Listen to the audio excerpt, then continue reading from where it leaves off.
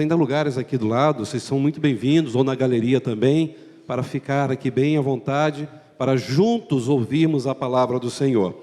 Nesta manhã, o pregador que vai nos trazer a mensagem da palavra do Senhor é uma pessoa que eu aprendi a ter um grande carinho e respeito no estado de Minas Gerais e pude ter então uma grande amizade, o pastor João Miguel.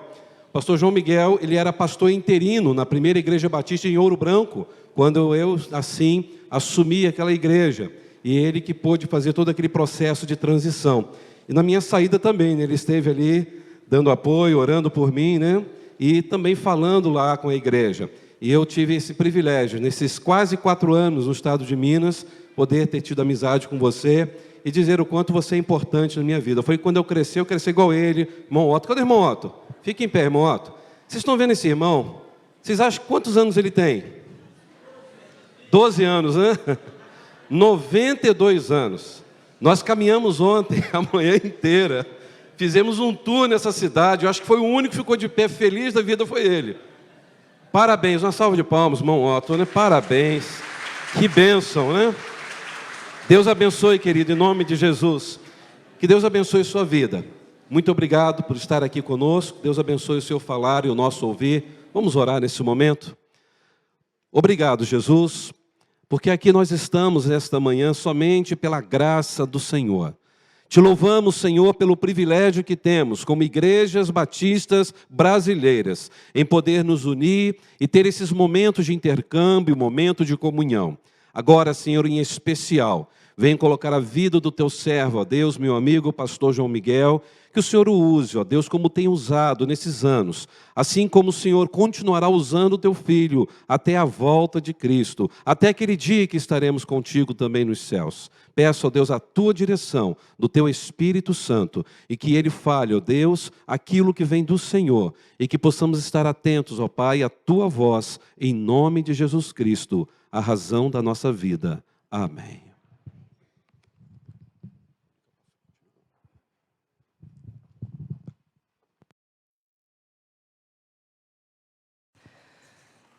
Bom dia.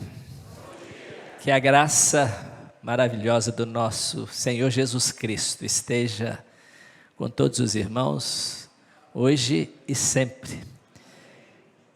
É um prazer estar aqui na igreja, Segunda Igreja Batista de Petrópolis, na igreja do meu colega e amigo, pastor Wellington.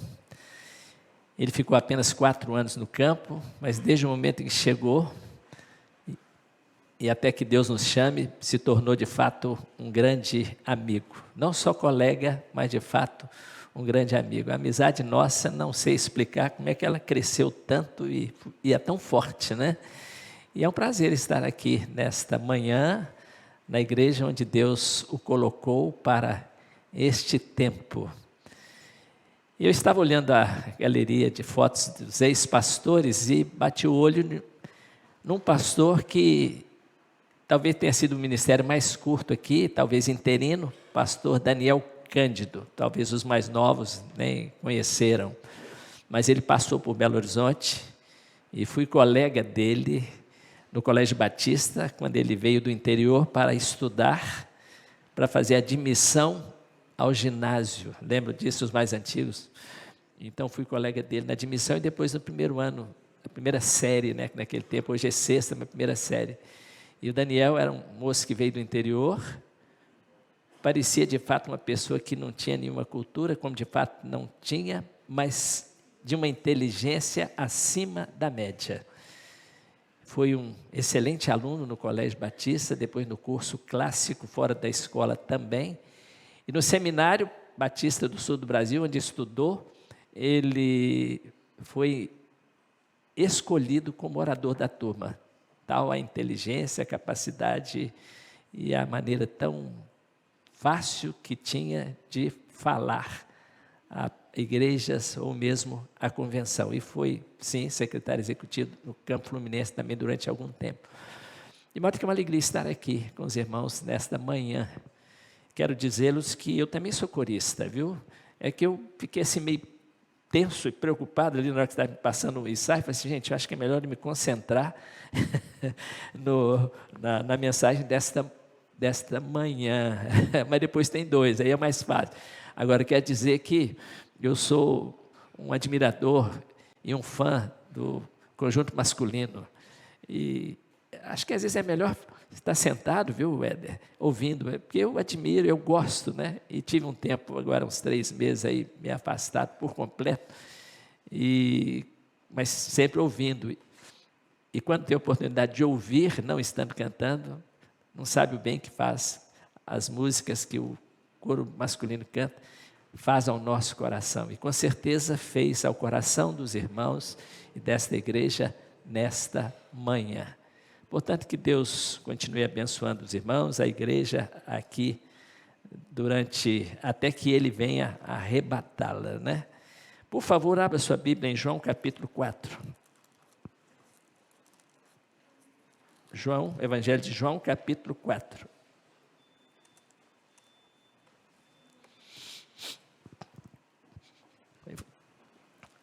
Evangelho de João capítulo 4, vou ler dos versículos 19 até o 24.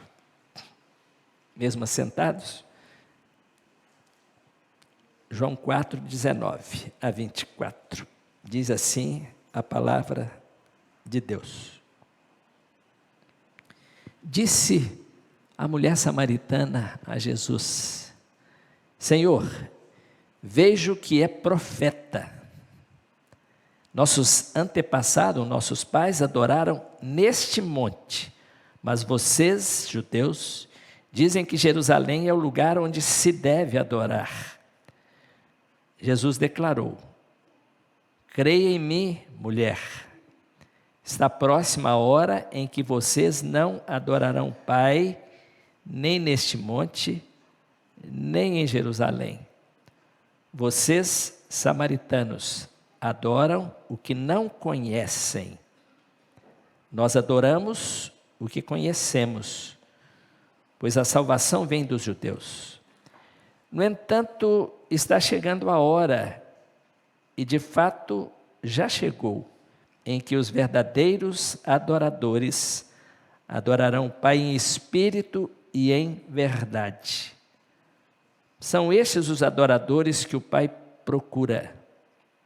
Deus é espírito e é necessário que os seus adoradores o adorem em espírito e em verdade. Eu quero refletir com os irmãos nesta manhã sobre a adoração que Deus espera dos crentes, ou do crente.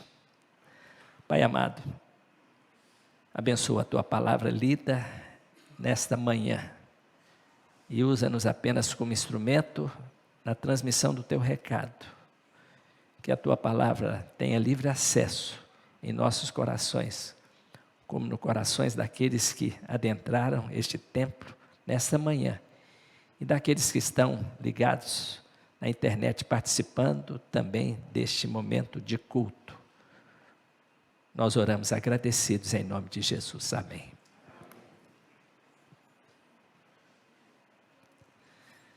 Parece piada o que eu vou dizer nesta manhã, mas procede. Certa senhora, membro de uma igreja, indo para casa no domingo após o culto, foi batendo aquele papo com o marido e comentando algumas coisas da igreja. E aí ela disse para ele assim: meu bem, você viu o vestido novo da irmã Ellen? Ele disse: não vi. Tem uma pausazinha e ela disse: mas com certeza você viu o colar da irmã Fernanda? Não vi. Aí a pausa foi maior. Meu amor, você viu a blusa berrante da solista do coro? Não vi.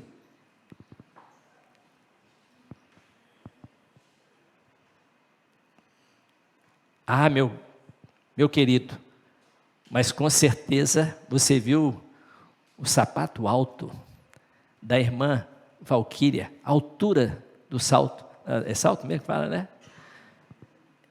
Ele disse, não vi. Ela fez uma pausa,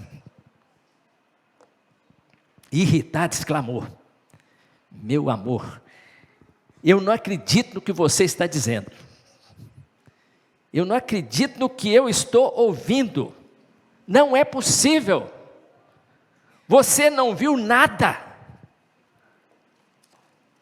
O que foi que você veio fazer na igreja? Disse ela para o marido. O que você veio fazer na igreja? Você não viu nada. O marido daquela irmã, provavelmente, ele foi prestar culto ao Deus eterno, santo, soberano.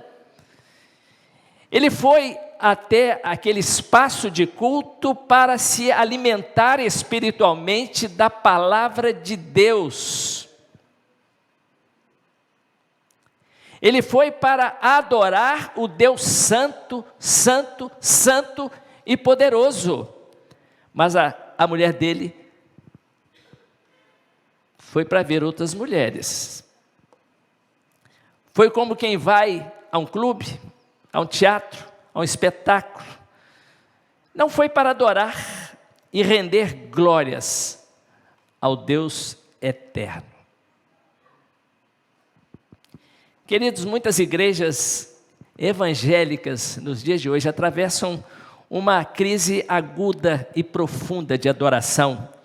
Como a samaritana que tinha dúvidas sobre onde era o lugar de adoração, muita gente hoje tem dúvidas sobre como se deve adorar a Deus. Será com palmas ou sem palmas?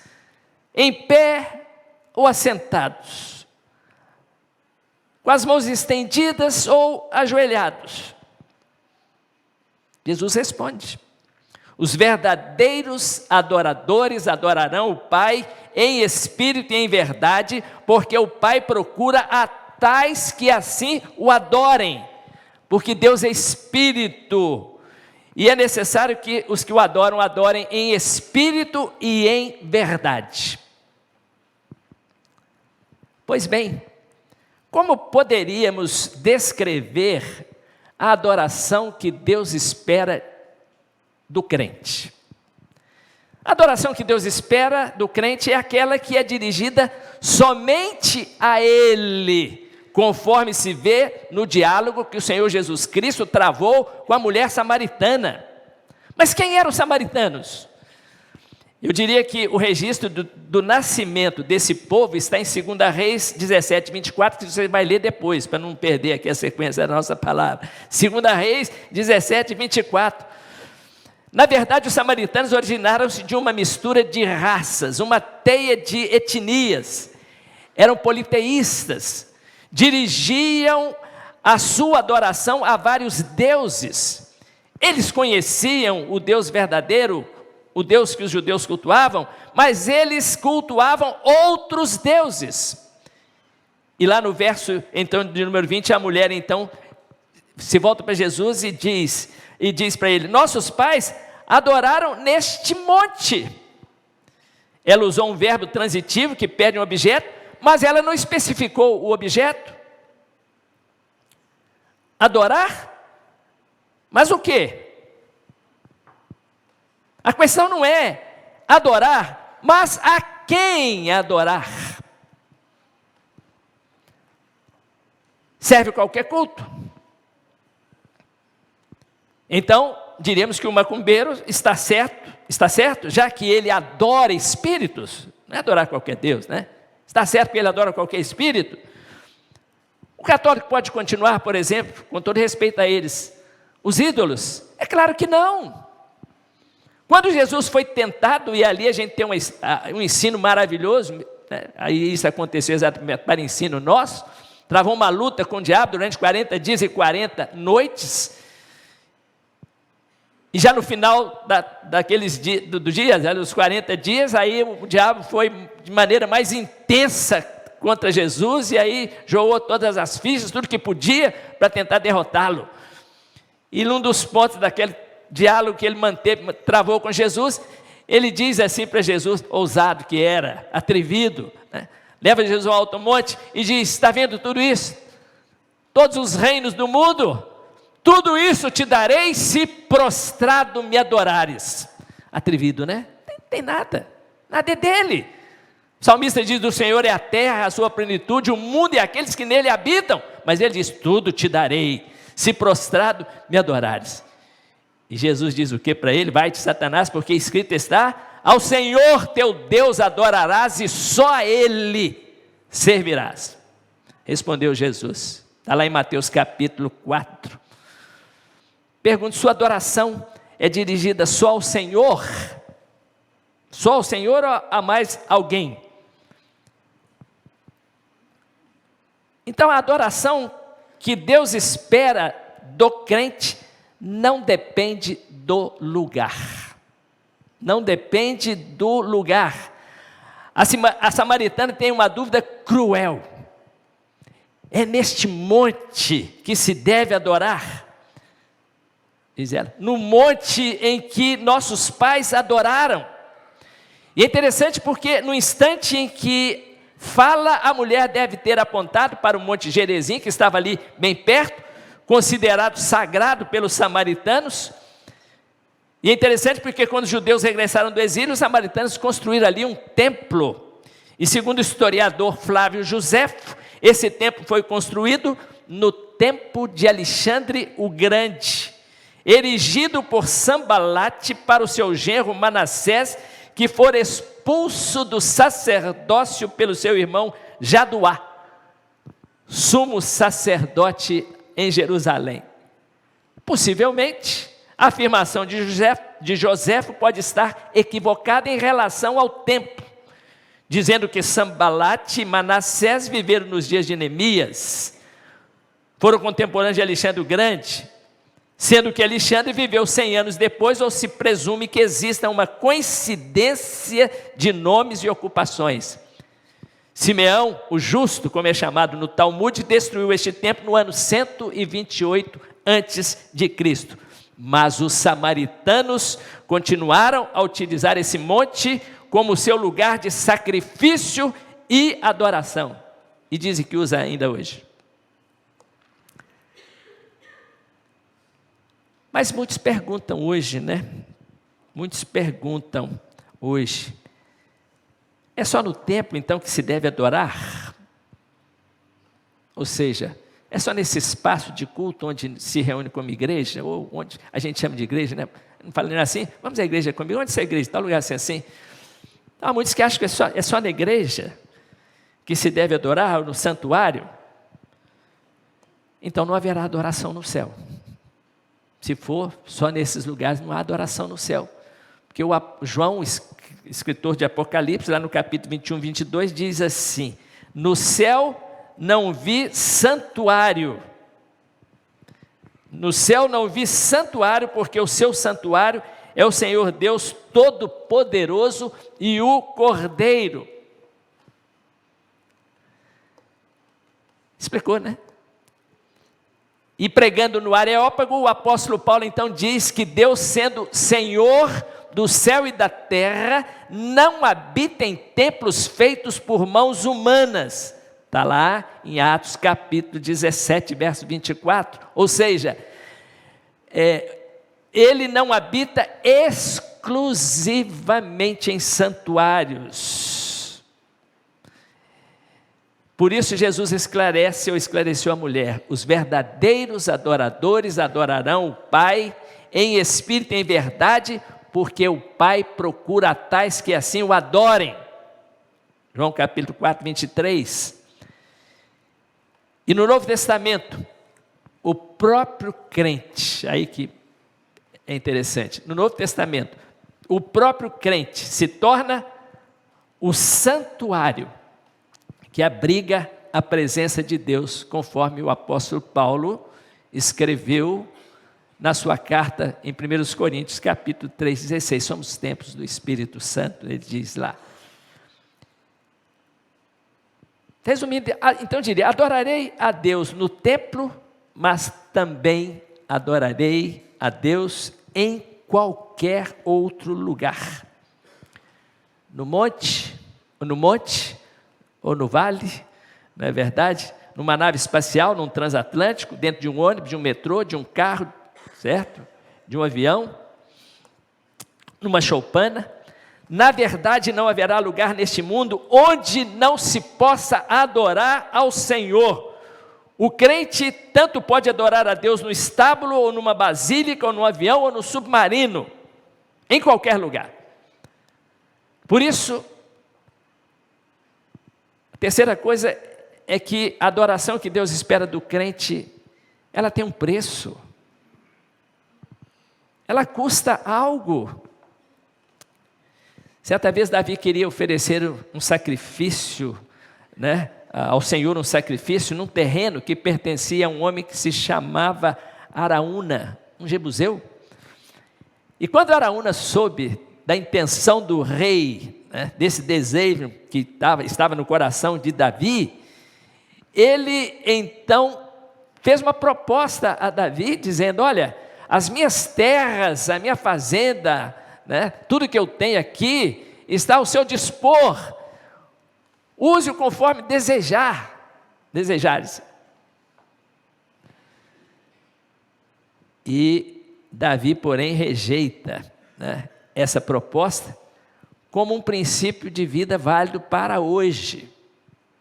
Davi rejeita como um princípio de vida para hoje, porque ele vai dizer, certo quando ele diz: não oferecerei ao Senhor meu holocausto, meu Deus, holocausto que não me custe nada. Não vou oferecer a Deus algo que não me custe nada. Então a adoração de Davi a Deus, ela não saiu de graça. Certamente Davi hoje não concordaria com aqueles que não se preparam convenientemente para pregar, ou para cantar, ou para executar qualquer tipo de trabalho que agrade ao Senhor. Não, de jeito nenhum. Isso me fez uma experiência vivida, certa ocasião, numa igreja. Fui participar de um culto, e no momento do louvor, a igreja estava realmente louvando a Deus, e muito entusiasmo, muita animação, e o dirigente do grupo viu alguém no auditório e falou: fulano, que bom que você está aqui conosco, oh, que maravilha,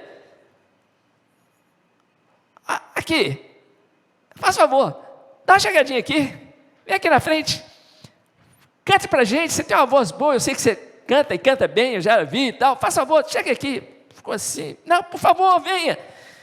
E ele, meio sem jeito, ele saiu ali do auditório e foi até o palco, e aí, antes de cantar, ele disse assim: bem, eu não estou devidamente preparado para o momento, mas se é para a glória de Deus, então eu vou cantar. Eita, alto lá, se é para a glória de Deus, qualquer coisa serve? Não serve. Será que, ele diz, para a glória de Deus qualquer coisa serve? Não, de jeito nenhum. De jeito nenhum.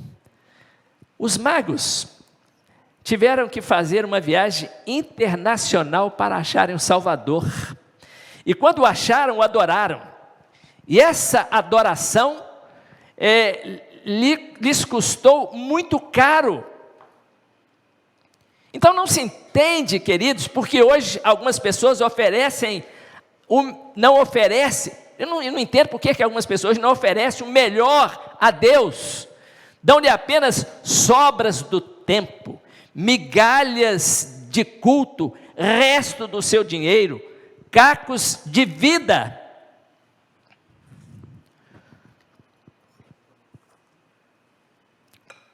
Não é possível que assim ocorra. É porque talvez ainda não sabem que o preço da adoração é elevado. Deus quer de nós o melhor. Isso então me faz lembrar de um hino que a gente, quando era jovem, gostava muito de cantar, ainda solteiro, então tem pouco tempo, né, Éder? Pouco tempo, sou. E eu gostava muito de cantar. E era solista na época, né? Tinha poucos, aí então a gente podia entrar no meio lá. E eu tinha um hino que eu gostava muito de cantar, do Melodia de Vitória, que diz assim: dá teu melhor para o mestre, dá tua força e valor, põe o vigor de tua alma às ordens do teu Senhor. Cristo Jesus é o exemplo de fortaleza e vigor. Bem dá-lhe de tudo melhor,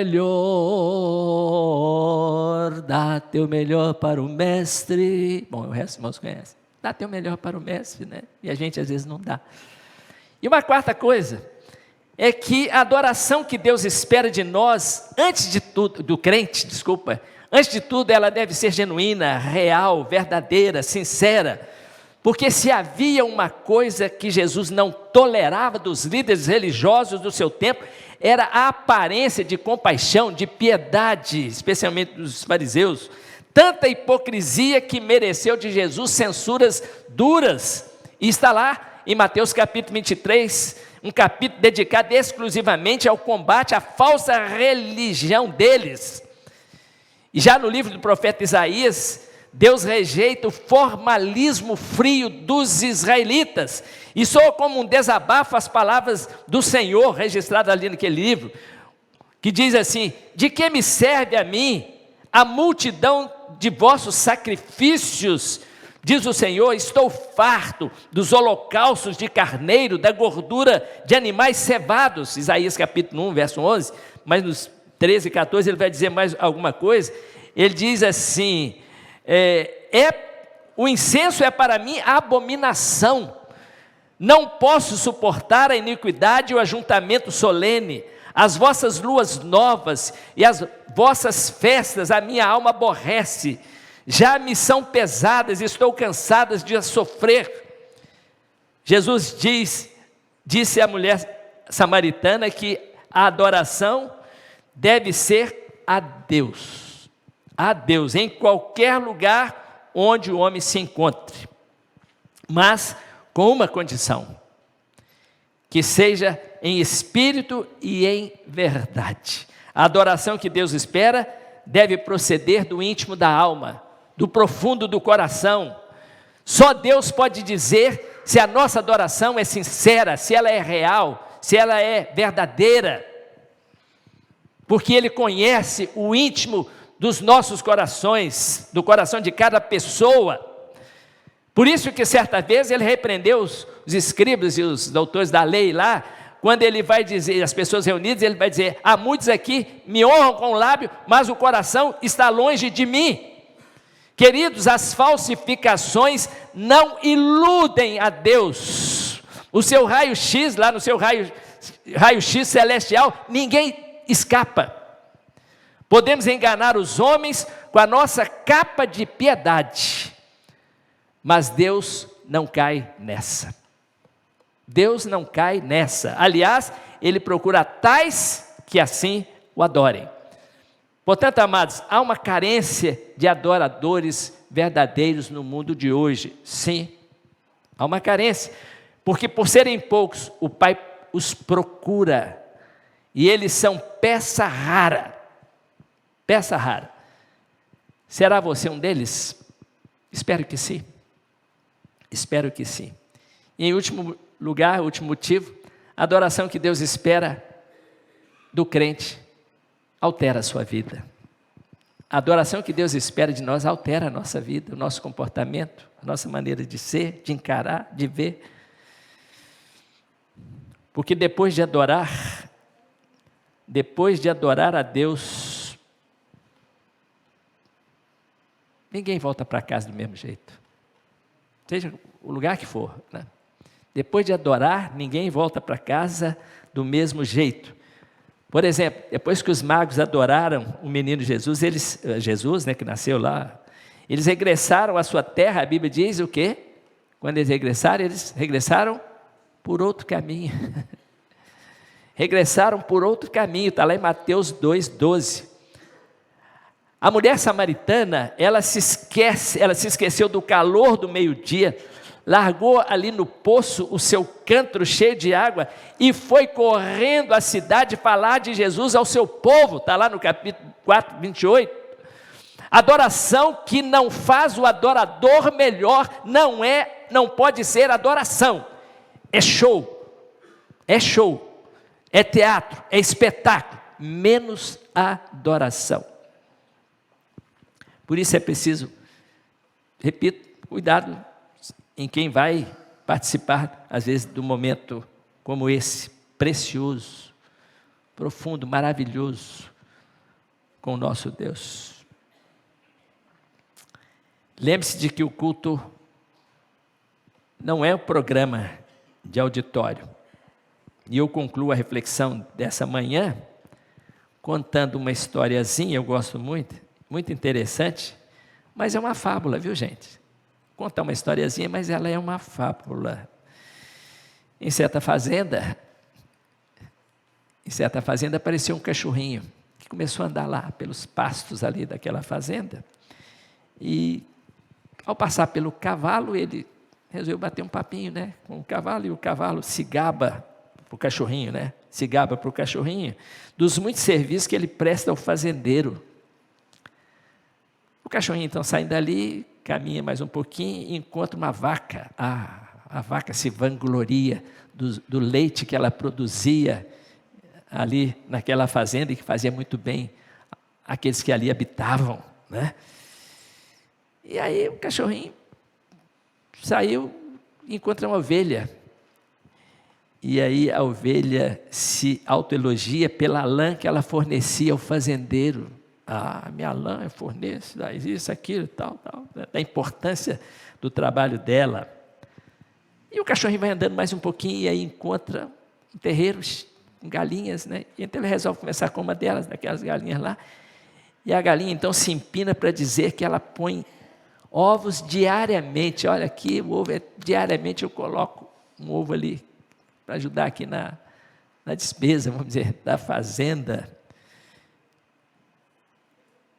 E o gato, depois encontra um gato, todo orgulhoso, ele fala dos ratos que ele caçava e destruía para o bem da fazenda. E aí, amados, o cachorrinho sem noção do seu valor próprio, ele vai para um canto e começa a chorar. E o choro dele, ainda que baixo, mas chegou aos ouvidos, né, do cachorrão da fazenda. Choro meio estranho, né? Parece um de nós, o cachorrão falando, né? Mesmo sendo pequenininho lá, com um chorinho diferente, mas ele percebe que ele era choro de cachorro mesmo. O cachorrão vai, então, até o som, vai chegando, se aproximando, chega perto do lugar e vê um cachorrinho, né, quase que estirado, chorando, e então ele diz para ele assim: o que está acontecendo, amigo? Por que você está chorando? Né? Porque essas lágrimas, é uma tolice você ficar aí chorando por algo que você não pode fazer. A lã, a vaca, o leite, ficar chorando por coisas que você não pode fazer, né? E aí o cachorrinho se levanta, porque ele aprendeu a lição que o cachorrão deu nele quando disse isso para ele. Ele se levanta do seu lugar, né? E a partir de então, era só o fazendeiro chegar em casa e aquele cachorrinho então banava os rabos, se jogava aos pés do fazendeiro para trazer alegria ao coração daquele homem. Sabe uma coisa, queridos? Adorar ao Senhor é jogar-se aos pés de Deus, é dar-lhe alegria ao coração do Senhor. Mesmo que você faça poucas coisas no reino de Deus, faça-o com intensidade, né? Com amor, com sinceridade, com alegria, com singeleza de coração, porque Deus, o nosso Salvador, merece de nós o melhor. Dá teu melhor para o Mestre. Adore a Deus na beleza da sua santidade. Louve o nome do Senhor, porque Ele é santo, santo, santo.